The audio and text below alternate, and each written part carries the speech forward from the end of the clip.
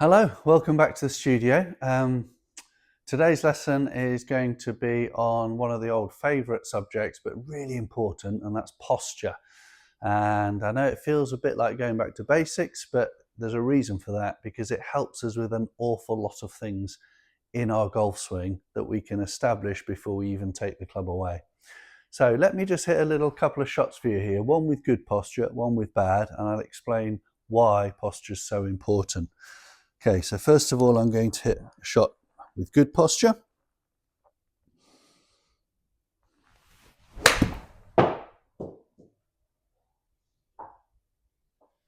Okay, I think we take that one. And now I'm going to try and hit the same shot with really bad posture.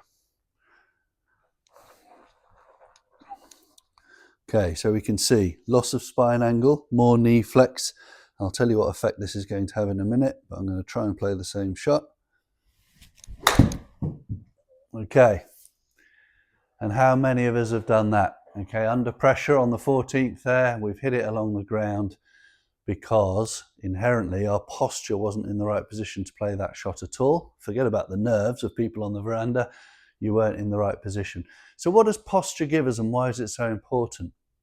Well, it's the real foundation of making a golf swing because, as we all know, the golf swing is done at an angle, and that angle is critical when we want to get our strike right and find the low point of the swing every single time at the right point. And to do that, we have to swing the club on plane. So, bit of a technical term, but we just have to swing the club on the right angle to make sure that that happens. And the horrible thing about golf is that every club in the bag is a different length of shaft and therefore is swung on a very slightly different plane than all the other clubs. So why does posture establish that for us? Well, once we get our spine in the correct position over the golf ball, our shoulders will rotate at the correct angle, and therefore it will show you the plane of the swing on my shoulder plane here, and therefore it'll come down and hit the ball at the correct spot. But that does vary for each club. So I'm going to show you a bit later on how to establish posture with each club, a really simple way, and then you can go and check if your posture has slipped. Things you'll notice if you have poor posture is you will struggle with strike. It'll be intermittent or it'll disappear completely. You'll generally catch the ball thin, occasionally fat, but mainly thin. And you won't have that nice divot-taking strike with irons particularly that you require to play golf really well. The other thing that posture does for us, which shouldn't be overlooked here, is that it establishes the wrist hinge in the golf swing. So whilst a lot of us struggle and think about that too much, if you get the correct posture here over the golf ball with the correct spinal angle, you'll see that there's already a substantial amount of wrist hinge before I've even taken the club away. Zero wrist hinge, established wrist hinge. And therefore it makes the swing a lot easier when we've already started our wrist hinge to know that the rest of it will come much more naturally.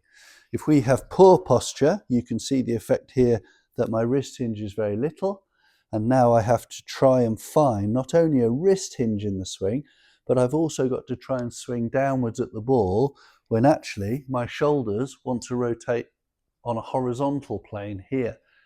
So my body's trying to turn horizontally because my spine is vertical, but I'm trying to get the club down. So what that is going to do is make you swing pretty much only with your hands and arms and not make a complete turn.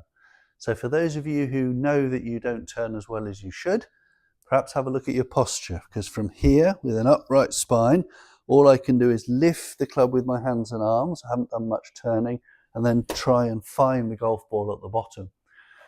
You'll probably find those of you who finish your swing flat-footed, for example, good idea to look at your posture. A flat-footed finish can easily be established by bad posture where your hands and arms have to do everything. If I'm in good posture here, I'm encouraged to turn at the right angle now, and my body will rotate, and I'll finish with my body being involved in the swing, which makes it a lot more consistent. Okay, so I'm going to go and show you now how to create good posture in a simple way, and then we'll have a look at a few more shots and see if we can retain that posture through the shot, which is equally important. So I've just grabbed the two extremes of my golf bag, sand wedge and driver here, because it really shows the difference in shaft length, and I'll show you how to establish posture in a very quick and easy way, and it'll just give you a guideline as to how the angle of your body should be as you approach the golf ball. Let's start with a short one here with the sand wedge. So good idea is to take your grip on the golf club, and I want you to do this with the club horizontal to the ground and the butt of the club pointing at your belt buckle. So here, and push the club away from you, keep it at the height of your belt buckle and extend your arms till they're straight, okay? And this will, if you keep the club at this height, it'll establish this wrist hinge that we were going to require when we set up to the shot. Once you're in this position here, you'll find that the club is round about 6 to 7, 8 inches away from your belt buckle. And now if I just tilt forward from the highest point here up at my hips, you'll see that when I go into position, I've got the right posture. All I need to do now is to release a tiny little bit of knee flex here just to soften my hamstrings. So let's do that again. Take your grip on the club, extend the club away from your belt buckle, but keep it at that height. And now tilt forward, keeping everything the same until the club comes to rest on the ground. Okay, release your knees, and you can see that for a short club, I've established a nice straight back position here, tiny little bit of knee flex. The club, then butt of the club is round about an old-fashioned span away from my left trouser leg here, and I'm ready to swing at this angle for a short club to create a downward swing into the golf ball. Let's try it with driver. Okay, same theory. We're going to hold the club opposite our belt buckle, extend my arms here. Now, because this club is going to touch the ground at a different point, it's going to make sure I'm obviously further away from the golf ball. Tilt down.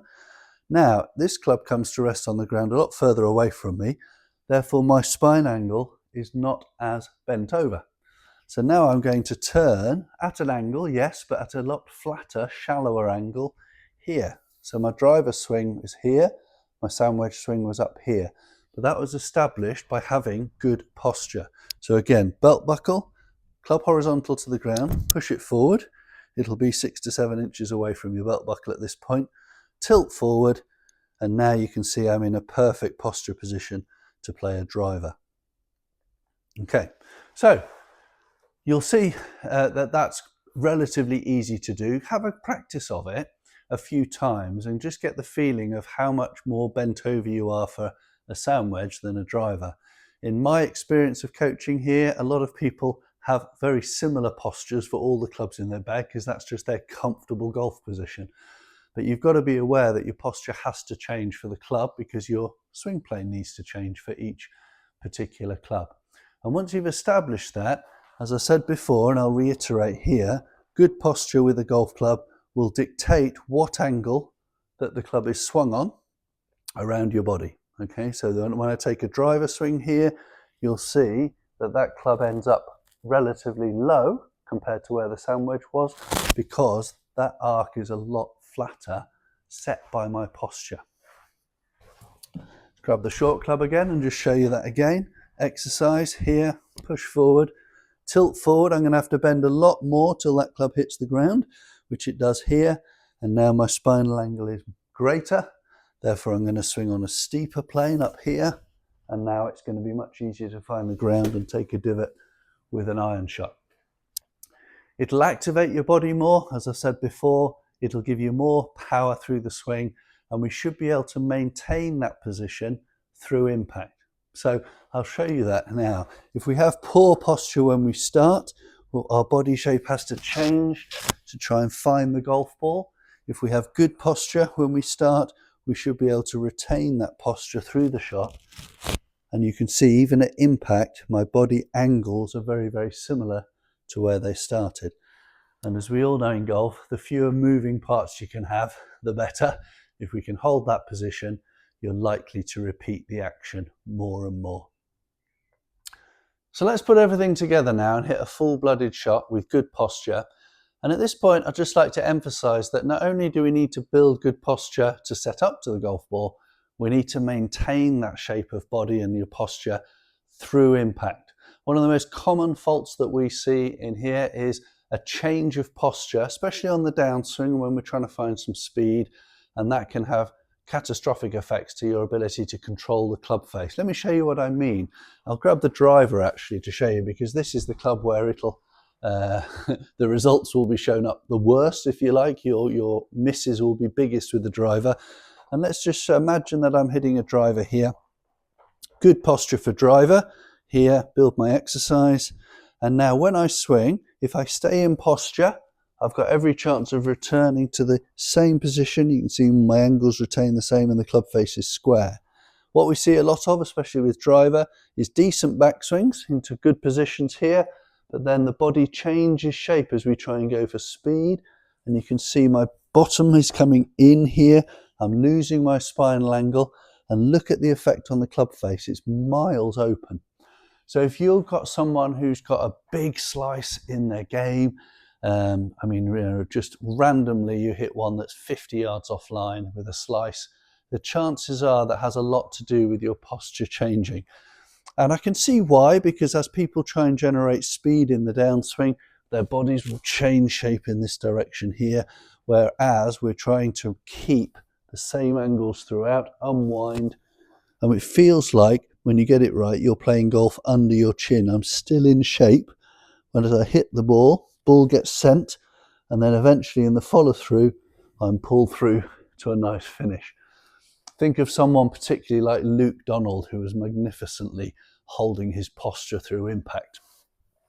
So let's give it a go. What am I, 90 odd yards or whatever, 87 yards away from the flag here on the 14th. Got my sand wedge. Let's hit a full-blooded shot and see if we can retain that posture through impact. So let's build a posture using the exercise. Belt buckle, club horizontal to the ground, push it away from me. Arms are nice and taut and straight. Tilt down to the ground, knee flex ever so slightly. Okay, so get comfortable in that position. Hold that position now as you make a turn till after the ball has gone, and you can come up into your follow through.